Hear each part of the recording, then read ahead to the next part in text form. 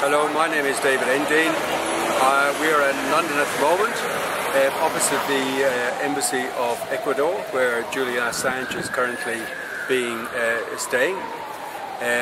I just want to make a statement that we, myself and my wife, are absolutely outraged at the decision by the British courts to extradite him to Sweden. Not so much because he shouldn't face justice in Sweden, but because he's very likely to be extradited to the United States. And I believe that all Australians are outraged at this potential event. Thank you. Well, personally, I think the government, when the Tories got elected in the coalition with the Liberal Democrats, they promised all this and all that, and they never actually came through with any of it. Like, say, they had all these billboards, just promising to get elected. Really, all I think David Cameron wanted was just the power. He's a bit of a power-hungry, well, not about. No, they should actually revert back to their promises that they actually made to make, to make this country better. Hello. Hello. Could you tell me a bit about what you think about how people treat each other nowadays? I just disagree with it in a way, because we don't give each other a chance and we don't get to know each other very well, so we just judge people by the way they dress or by the way they talk or the job they do, instead of actually the person they are and the way they think about life and what's their point of view. So that's how I think about it, and I disagree with it. I think we should all come together and just start thinking about each other instead of just thinking about just thinking about ourselves and what we care about or what our family does. Let's think about what's going on around the world and what's happening, and then come together and just prevent it, really, instead of just sitting there watching it and feel sorry for it. There you go, that's what I think about it. Thank you very much indeed. You are welcome. Hi, I'm Roger Blake. I'm interested in this whole Julian Assange fiasco which is going on in the UK at the moment. I was out shopping and I come down to show my support to the protesters out here at the moment. I've been doing a lot of research and reading into this whole issues that's behind the WikiLeaks founder under house arrest for the last 500 days without trial. He obviously didn't find that he was able to safely be able to have a fair trial, because if he goes to Sweden, like they're trying to make him at the moment, for this fake or false rape charge, that I believe is a false rape charge, then he'll be extradited to the US on terrorism, possibly terrorism charges, or definitely spy charges for releasing American top secret information. And it's a totally unfair situation. I think it's important how everything sort of seems to have changed over the last year, since obviously the coalition and the Tories seem to be cutting so much. I mean, I think at the end of the day, if they're cutting so much, it's going to end up failing a lot of the systems they're trying to put in place now, and then end up paying more money out trying to resolve some of the stuff they basically cut all these services and everything for the elderly. I mean, the student loans, the prices are going up, everything. I mean, I think it's going to cause a lot more problem and it's going to backfire on us. Right, my personal opinion is that Greece should actually leave the euro in an orderly fashion. Go back to the drachma. She can get her own currency. She can then get her own economy into a state of some semblance of an economy. I think they should do that by democratic means. Come to an understanding, and then when their economy is strong enough, maybe look to come back into the euro. Okay. Right. When they originally went in, they didn't quite. I mean, the figures were a little skew-whiffed, to say the least. Okay, thank you very much indeed, sir. Thank you. Hello, I'm outside Ecuador Embassy protesting for Julian Assange. I believe one is innocent until proven guilty, and I also believe in freedom of speech.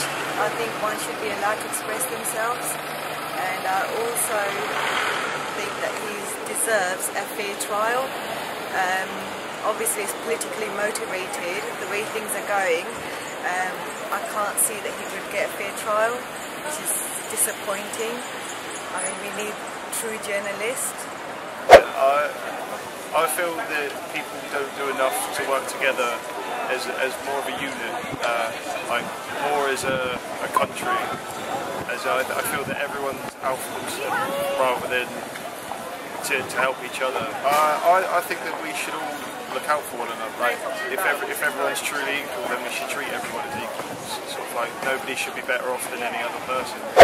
What do you think about the government that's in control of the country of Great Britain at the moment? Well, I don't think they're doing much good for us, to be quite frank. You know, they're not really doing much to help the people. I mean, they seem to be trying to keep the rich rich and the poor poor.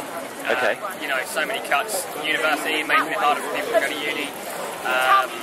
You know, the cut of housing benefit, think about how many people that's going to impact. So I try and put a lot of money back into industry.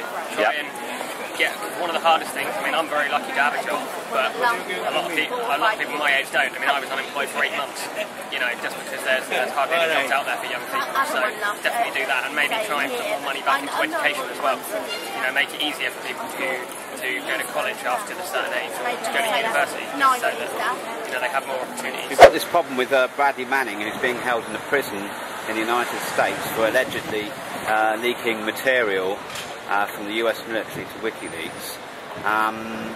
What do you think is the situation now in terms of how we should think about Bradley Manning? Do we think he's a traitor to what we stand for, or is it a hero that's telling us the truth about stuff? From my point of view, he's a hero. He listened to his own conscience. He saw things in Iraq and in the diplomatic cables that troubled him, and rightly so. What he's revealed to us is that there's been all kinds of inaccuracies and distortions from the US military in terms of their coverage of what happens in the Iraq war, in Afghanistan and so on. And he's really opened up to the world the true, the hideous details of what has happened in Iraq, and really shown that the US military distort and conceal information, which makes it harder for them to conduct wars that the general public would otherwise not support, I believe. Right, at the moment, the biggest issue that sticks out for me is the threat of cutting benefits for under 25-year-olds. I don't agree with that. I think that's lumping everyone into one category, and that's meaning other people are going to suffer when it's caused by other people. For example, young mums thinking it's okay just to go straight from school and go into benefits because it's available to them. It should be taking away the availability for them, not for everyone. You shouldn't have everyone punished just because other people are ruining it. Okay, thank you very much indeed. Well, I originally come from London, yeah. And now I'm living in Oxford. Since I've been here, I've joined a Christian church. It's really changed my life over the years. Okay. Been baptised, I'm now a reborn Christian. Okay, how has it changed your life? In many ways. I suppose like being living in London, it's a bit like a rat race. So I was when a good boy myself, just playing about and all that, messing about and getting myself in trouble. Since I've joined a Christian church, life's certainly shown changes. I feel a lot better, more happier, and it's the Christian church gives you so much hope. Gives you so much hope, even if you don't really believe in it. The people surround you just. Do you think that the religion itself is more important, or the community part of the religion is more important? I think the community part of it, yeah, definitely the community part. Okay. Yeah, and you're feeling down, you get amongst them and you're straight back up there. You know, there's none that you don't. I used to suffer depression, but since I've been a Christian, I've hardly been suffering at all. I should go along and try. I mean, I'm not the one to say like, because I used to hate churches. This is no ordinary church. Christian churches are not like sit in a pew and look up at you and all that. It's totally different. You thoroughly enjoy it. Seriously, I hated churches, but Christian churches I love it. I can't get enough of them.